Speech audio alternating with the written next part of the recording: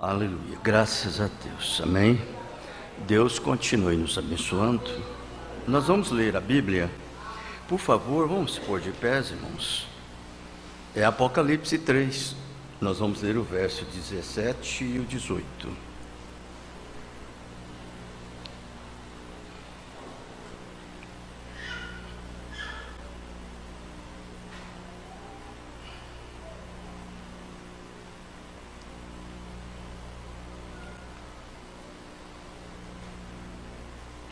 Apocalipse 3, verso 17 e o 18.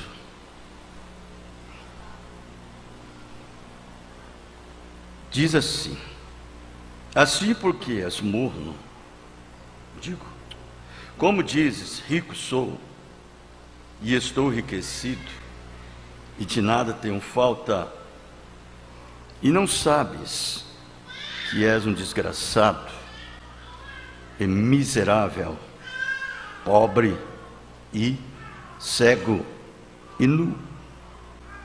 Aconselho-te que de mim compres ouro, provado no fogo, para que te enriqueças, e vestes brancas, para que te vistas, e não apareça a vergonha da tua nudez, e que unge os olhos com colírio, para que vejas.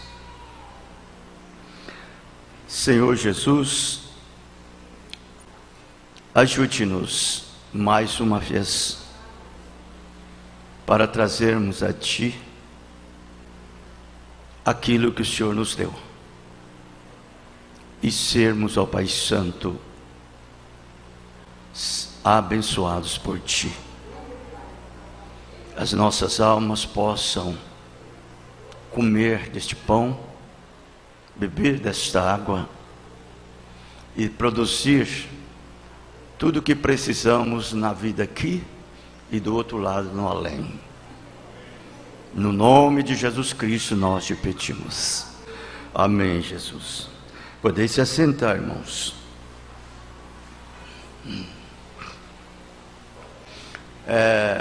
Como nós temos ouvido o profeta dizendo nesta mensagem que os mensageiros de Deus, eles não foram reconhecidos pelo povo, exceto Paulo e assim mesmo uma minoria que o reconheceu. E ele disse: o mensageiro desta era também passariam sem ser reconhecido por eles. Porque na verdade essa era, ela é uma era orgulhosa, jactanciosa, uma era arrogante, uma era que está cheia de toda a depravação. É completamente degradada esta era. E ela se gaba muito do poder que ela tem, que ela possui, por ser uma era abastada, muito rica, em todas as maneiras do lado natural. E nós vamos observar essa era dessa igreja laodiceana. Era uma era conhecida como uma era científica, de muito recurso, muita sedução, muita instrução. A ciência tem progredido nesta era. E o poder monetário, a riqueza, ela flui livremente. Até o ponto que essa era se gaba ser uma era que não precisa de nada. Ela é uma era completamente abastecida. Agora, o diagnóstico do Espírito Santo, ele está mostrando aqui que ela é uma era miserável, desgraçada, cega, nua.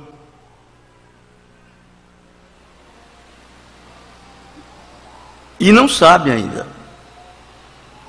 Pior que ela não sabe da sua miséria. Então, por ela ser uma era cega, ela não pode ver.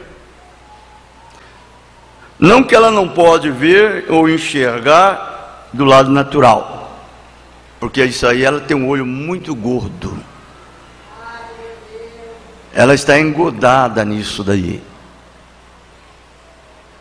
Ela se julga que ela é apta e capaz de fazer o que ela quiser fazer. E por ela ser esse tipo, então ela nunca chega o reconhecimento de Deus, da palavra. Porque na verdade, irmãos, o próprio Deus, através do santo apóstolo, ele disse: o dinheiro é uma raiz que produz todos os males. E você vai ver que essa era, ela é uma era rica, dentro disso daí, esse padrão monetário. Por isso que o profeta disse que esta era, ela é uma era que resume em si tudo que não presta.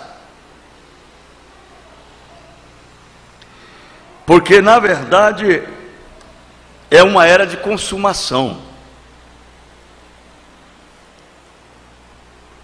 Tudo que Satanás derramou desde o jardim do Éden, o perverteu,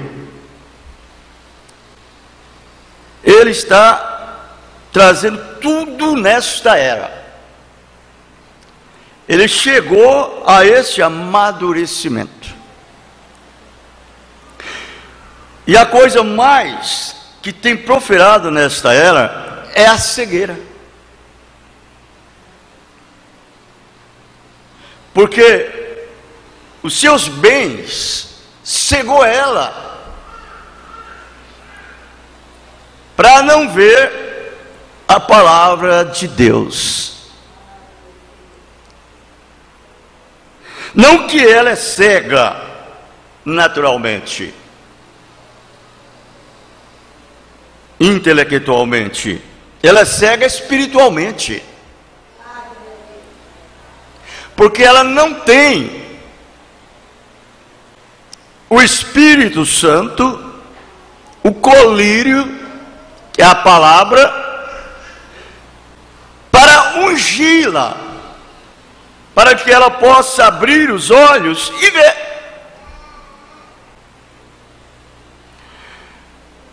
Nós recordamos de nosso Senhor Jesus, quando Ele estava aqui na terra.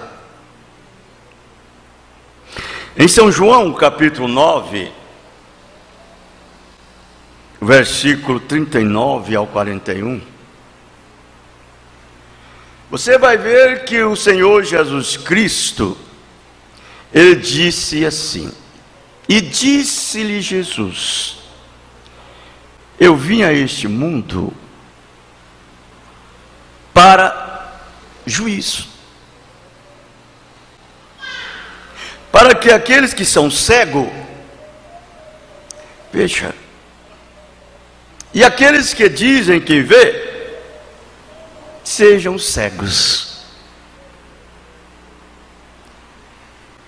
aqueles fariseus que estavam com ele, ali com Jesus, eles perguntaram então assim para ele quando ouviu essas palavras. E disse-lhe: quer dizer que somos cegos? Ele disse: se vós fosseis cegos, vós viam. Mas porque dizes que vedes, o vosso pecado permaneceis.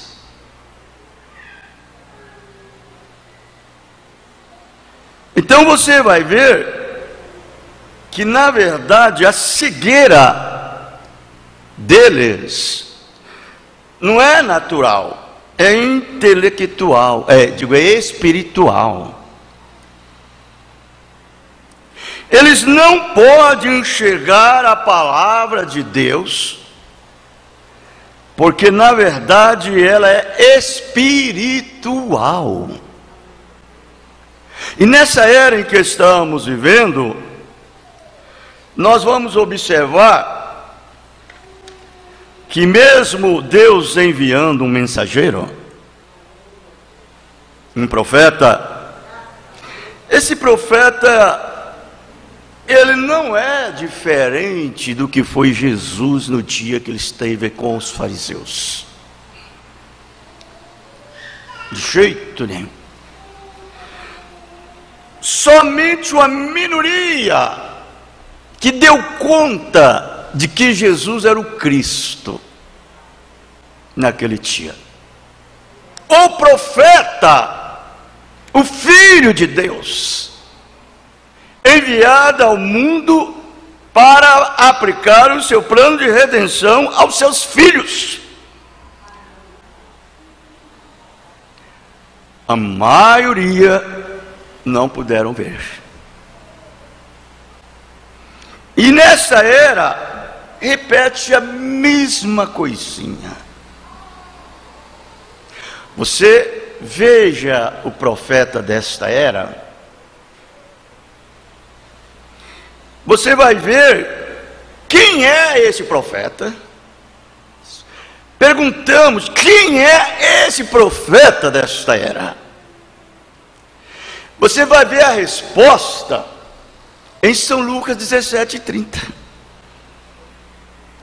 E através dessa resposta você vai ver a profundidade que o nosso Senhor estava operando no profeta desta era. Porque na verdade você vai ver que em São Lucas 17:30 ele chamou ele quando o Filho do Homem for manifestado. O Filho do Homem for manifestado. O Filho do Homem é Cristo. É Jesus. E ele seria manifestado outra vez nesta era que nós estamos vivendo. E você sabe, quem passa por alto de ver quem ele é, não é aqueles incrédulos lá que nem tem companheirismo, não conhecem nem a Bíblia, não. É os religiosos. Como os fariseus eram religiosos, hoje também há muitos crentes religiosos que não sabem quem é esse profeta dessa era.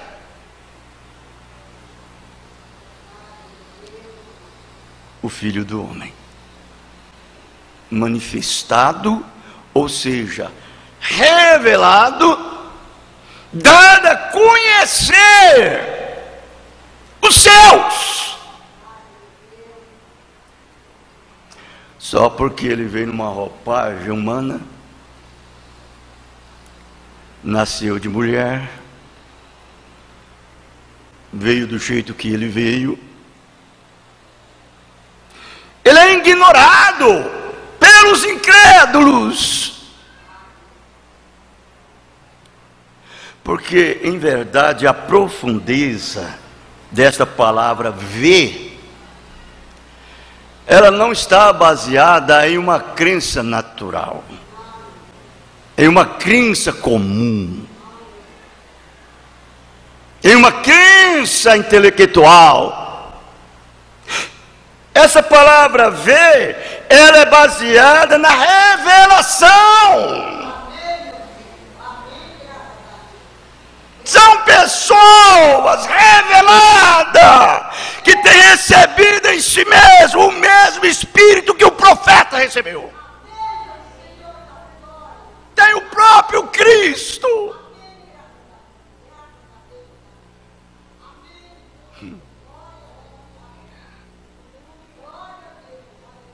Aí você sabe quem é esse mensageiro de Apocalipse 10:7, de Malaquias 4, versos 5 e 6. Não porque ele vê alguém dizer, porque Deus revelou-se a si mesmo a ele. Ele tem por experiência individual. Essas pessoas, elas nasceram nessa rocha. Por isso, elas procuram a melhor maneira viver a vida que Cristo viveu.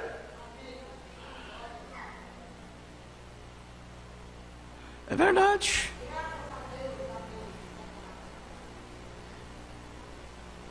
Nós paramos no parágrafo 39, vou dar começo no 38. Ele disse assim: agora, esse mensageiro de Malaquias 4 e Apocalipse 10:7 fará duas coisas. Duas coisas primeiro. Segundo Malaquias 4, ele converterá os corações dos filhos aos pais. Segundo, ele revelará os mistérios dos 7 trovões em Apocalipse 10, os quais são as revelações contidas nos 7 selos. Isso não é para qualquer homem, isso não é para homem algum, isso é para Cristo. É Ele que faz isto. É Ele que tem o livro nas suas mãos, é Ele que abre o livro, é Ele que rompe os selos, é Ele que revela os selos, é Ele que revela os trovões. Não é um homem. Não importa quem seja esse homem, ele pode ser o homem mais santo, ele não tem condição de fazer isso. É Cristo. Serão estas verdades, mistérios divinamente reveladas, que literalmente converterão os corações dos filhos aos pais pentecostes. Exatamente assim. Olha, irmãos, eu digo, na verdade, todo verdadeiro cristão que está incluso no meio, dentro dessa revelação, o seu desejo é viver como viveu seus irmãos no passado. Porque o mesmo Espírito que desceu em Pentecoste, desce nesse atributo de Deus hoje.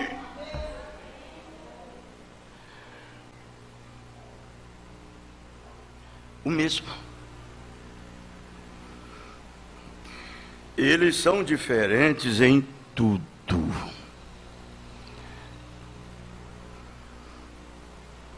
Porém, considere isso também.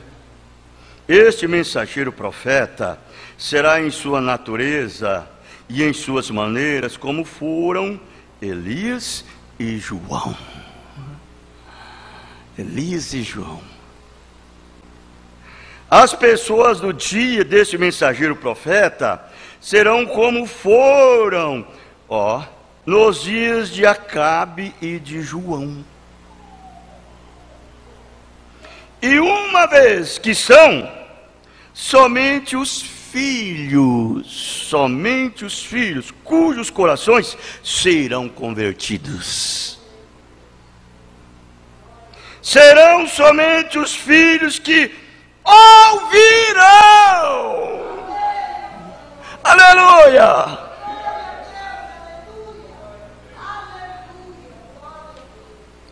Como eu disse, numa era como essa que nós vivemos, cheio de credos, cheio de dogmas, cheio de religião, cheio de denominação, cheio de ismo, cheio de fanatismo.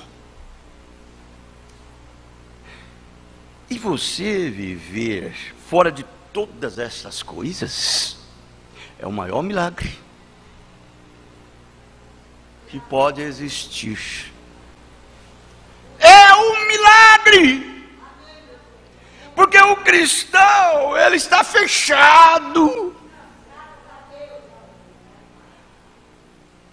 O seu ventre concebeu a semente do Espírito Santo, e a sua madre fechou. Ela não pode receber mais nada. Aí você faz um quadro, um cenário na sua própria vida, meu irmão, minha irmã. Que tipo de crente que você deve ser? Com essa vida tomando lugar dentro da sua própria vida e crescendo. Porque nós nunca podemos ser como fomos quando aceitamos a salvação. Porque nós hoje estamos muito mais perto de Cristo quando aceitamos a nossa salvação. Assim disse Paulo.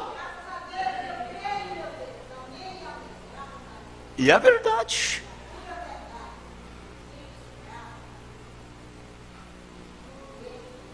Nos dias de Acabe, foram encontrados somente 7.000. Israelita da semente verdadeira. Nos dias de João, houve também muito poucos.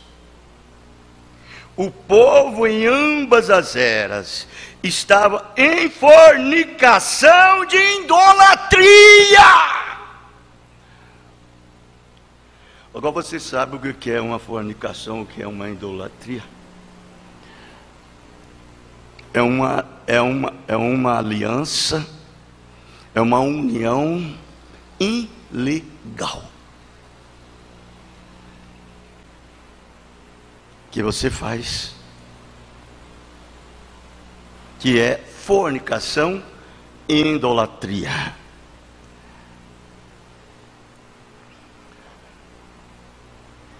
Eu desejo fazer mais uma comparação entre o mensageiro profeta de Laodiceia e João. O mensageiro profeta, que precedeu a primeira vinda de Jesus, as pessoas no dia de João confundiram-o com o Messias. A vida de João era tão parecida com a de Jesus, que eles confundiram e pensaram que era Jesus. Por isso que eu disse, o de hoje não é diferente também não. Não é diferente. João 1, 19, 20. E este é o testemunho de João, quando os judeus mandaram de Jerusalém sacerdotes e levitas para que lhe perguntasse: quem és tu? E confessou, e não negou, confessou: eu não sou Cristo. Parágrafo 41, ele diz assim: agora, este mensageiro profeta do último dia terá tal poder diante do Senhor, que haverá aqueles que o confundirão com o Senhor Jesus. Haverá um espírito no mundo, no tempo do fim, que seduzirá alguns e os fará crer nisso. Mateus 24, 23, 26. Por quê? Surgirão falsos cristos, falsos profetas, e farão tão grandes sinais e prodígios que, se possível for, enganaria até os escolhidos. Eis aqui, eis que eu vou-lo tenho predito. Portanto, se vos disserem, eis que ele está no deserto, não saiais. Foi agora esses dias, eu vi uma pessoa comentando, que a outra disse que Jesus já está aqui por terra, já está no mundo, que ele está por aí. Jesus já veio e está na terra. Entende? Vê como é que isso faz? Não, olha, eis que ele está no deserto, não saiais. Eis que ele está no interior da casa, não acrediteis. Porém, não creia nisto. Ele não é Jesus Cristo. Ele é o profeta. Ele é o profeta que ele disse. Ele não é Jesus Cristo, o profeta. Ele está falando do profeta. Ele não é Jesus Cristo. Ele está falando dele mesmo. Ele está falando dele mesmo. Ele não é Jesus Cristo. Ele não é o Filho de Deus. Ele é um dos irmãos. Um profeta. Um mensageiro. Um servo de Deus. Ele não precisa que lhe concedam maior honra do que aquela que João recebeu quando foi a voz que clama ou que clamou. Eu não sou o Cristo, mas ele vem após mim. Aí você vai ver que João disse nessas palavras: eu não sou Cristo, eu sou a voz que clama no deserto. Quem tem a esposa é o esposo. E o convidado alegra. Você viu? Com o esposo. Então é hora que eu diminua e ele cresça. Foi o que ele disse. Então, antes de encerrarmos esta sessão sobre o mensageiro da era de Laodiceia, devemos considerar seriamente esses dois pensamentos. Primeiro, esta era terá um mensageiro profeta. Apocalipse 10:7 diz: quando tocar, singular. Nunca houve uma era onde Deus deu a seu servo, a seu povo, dois profetas maiores de uma vez. Ele deu Enoque sozinho. Ele deu Noé sozinho. Ele deu Moisés, só ele tinha a palavra, embora outros profetizassem. Haver um profeta,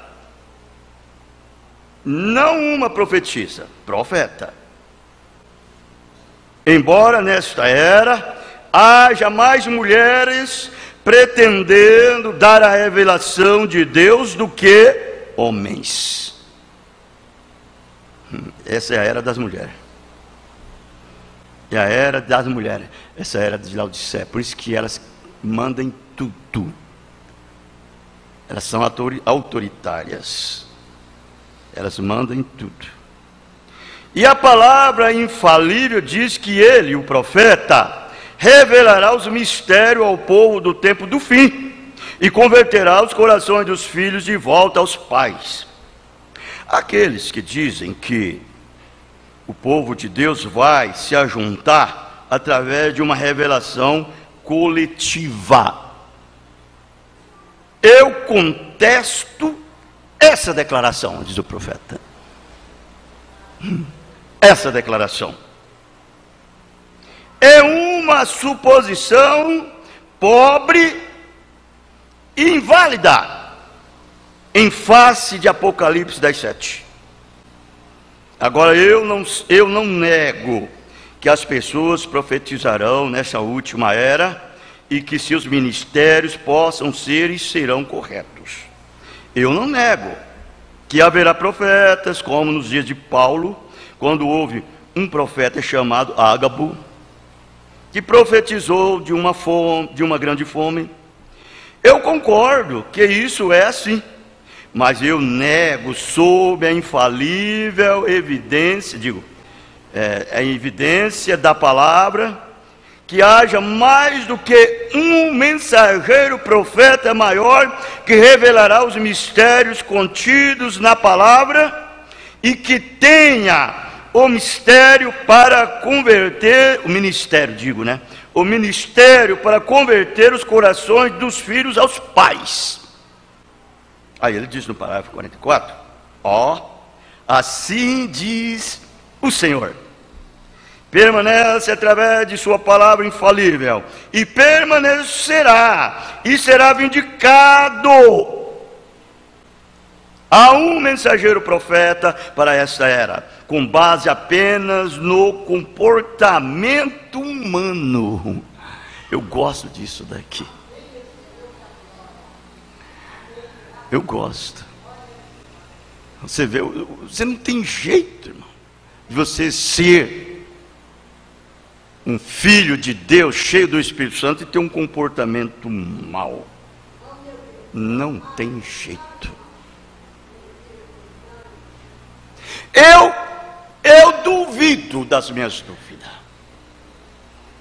que uma pessoa hoje que tem o Espírito Santo cheio dele tem um comportamento mau.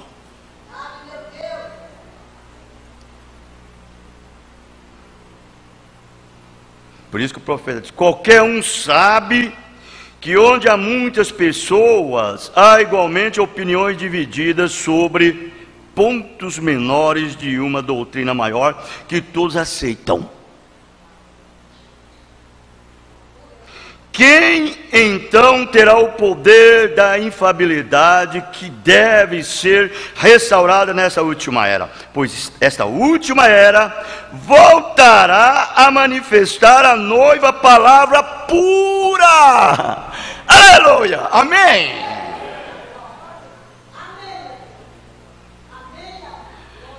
Eu não estou dizendo que... Eu não estou dizendo porque você está num corpo impuro, um corpo do pecado, que você deve ser infalível. Não estou dizendo isso. Eu estou dizendo que se você é nascido de novo e cheio do Espírito Santo, carregado com aquela natureza lá, selado com o Espírito Santo, não tem jeito de você ter um comportamento hoje e amanhã ser diferente.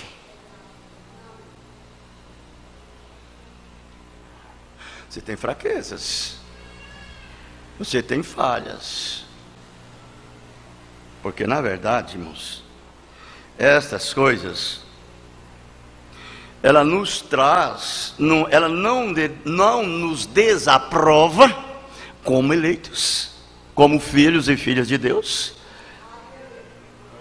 não nos desqualifica de que nós não somos um atributo de Deus, quando nós temos falhas, temos fraquezas. O irmão Brandon disse: nós pecamos 10.000 vezes, e as 10.000 vezes Deus nos perdoa. Quando você comete um pecado, comete um erro, você corre e acerta, antes que o sol se põe sobre a sua cabeça. Porque o Espírito Santo que está em você, ele não deixa você permanecer caído.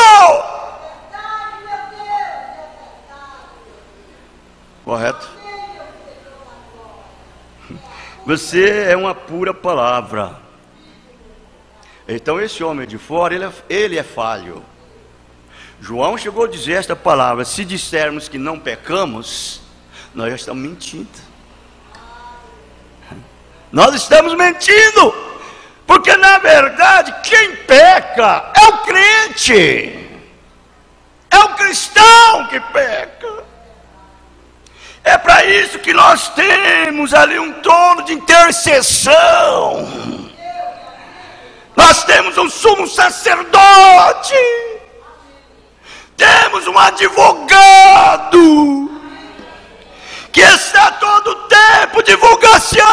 nossa causa. É para isso que temos sangue no propiciatório, para fazer propiciação pelos nossos pecados, fazer uma limpeza. Mas tem uma coisa: cada vez que pecamos, nós corremos aos pés dele. Porque quando pecamos, nós erramos. E quando erramos, a lei de Deus nos condena. E quando a lei nos condena, nós estamos ali para acertar.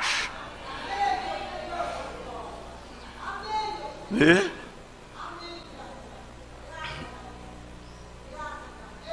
Aquele sangue nunca perdeu a sua força.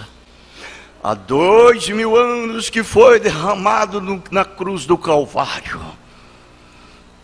Aquele sangue até hoje, ele é cheio de virtude. Faz uma propiciação, uma asepsia, uma limpeza para cada filho de Deus, que estão na verdade sob a proteção desse sangue, e guardado na palavra, e selado pelo Espírito Santo.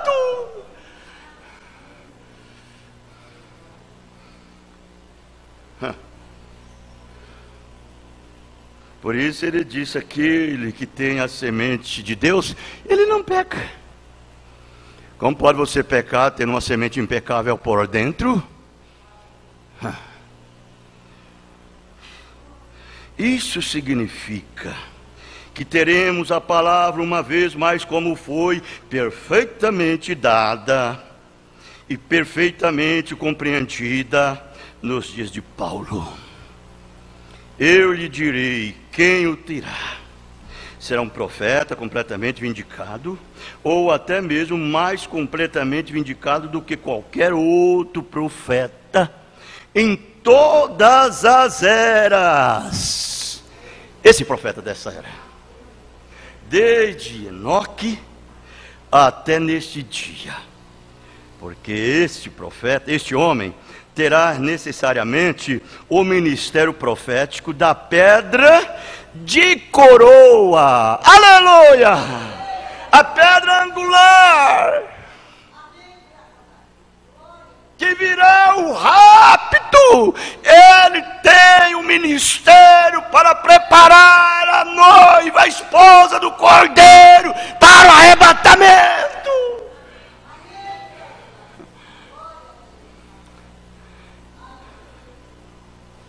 E Deus o manifestará. Ele não precisará falar por si mesmo. Deus falará por ele através da voz do sinal. Amém. Olha, irmãos, você que aclama ser verdadeiro cristão, procure satisfazer a vontade dele. Amém? Que Deus nos ajude. Deus nos ajude a crer nesta mensagem entre a vida e a morte. Amém. Nós vamos encerrar por aqui. Nós vamos cantar o hino.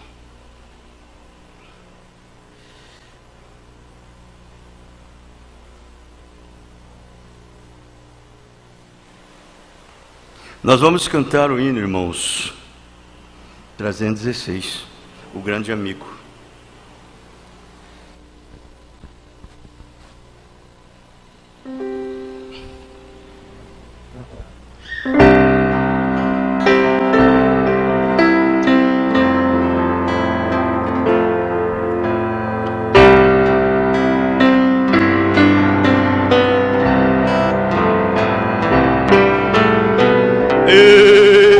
Jesus, amigo, temos mais chegado que o irmão. Ele manda que levemos tudo a Deus em oração. Oh, que paz perdemos sempre. Oh, que dor no coração, só porque nós não levamos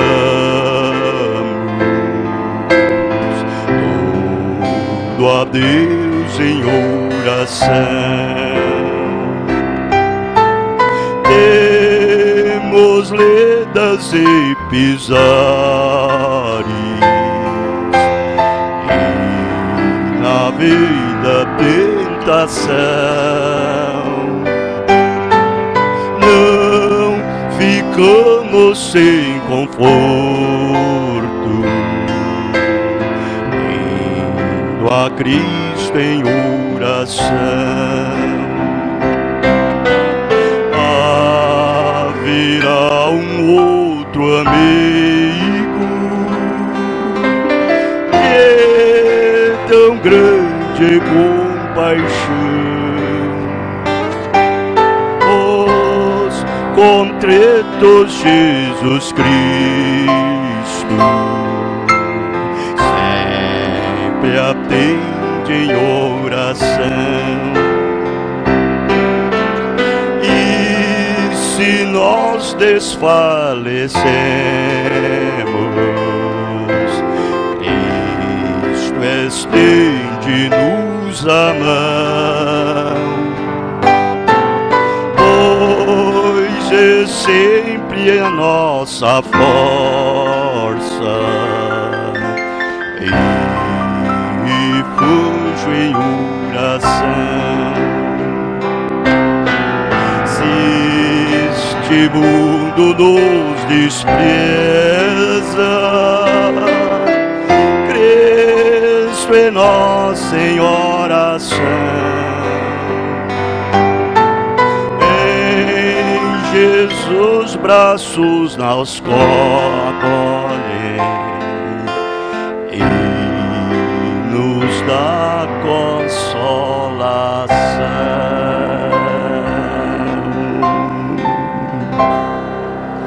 Aleluia, graça, graça, amém.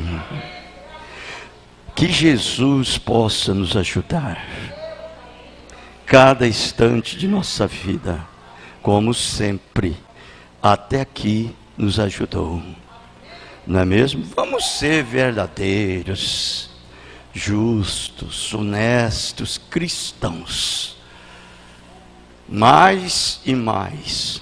Estarmos tão enamorados dele, até o ponto que nós não podemos fazer nada sem que ele nos dirija a fazer.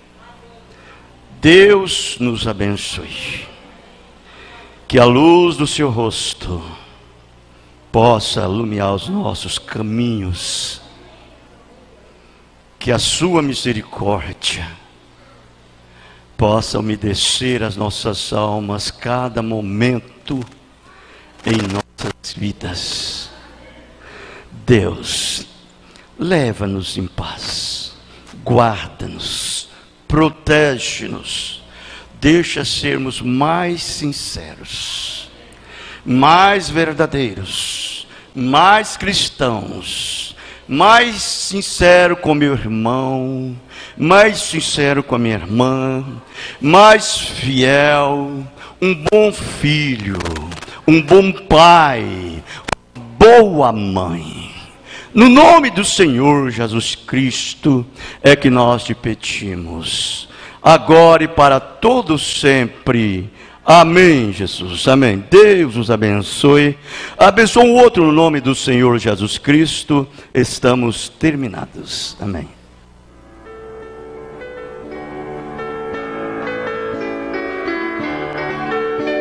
Irmãos, todos juntos louvemos a Cristo Jesus, nosso Deus, pois muitos têm sido os favores que dele tiveram os céus.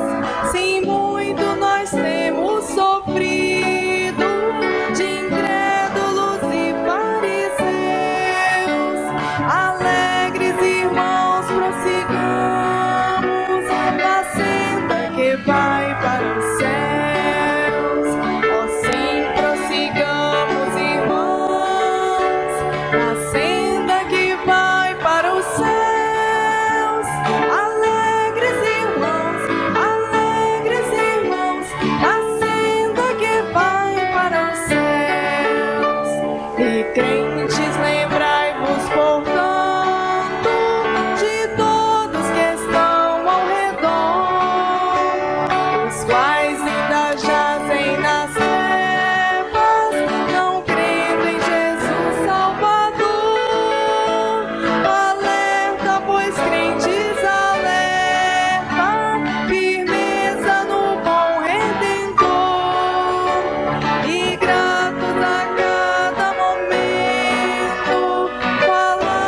do seu grande amor.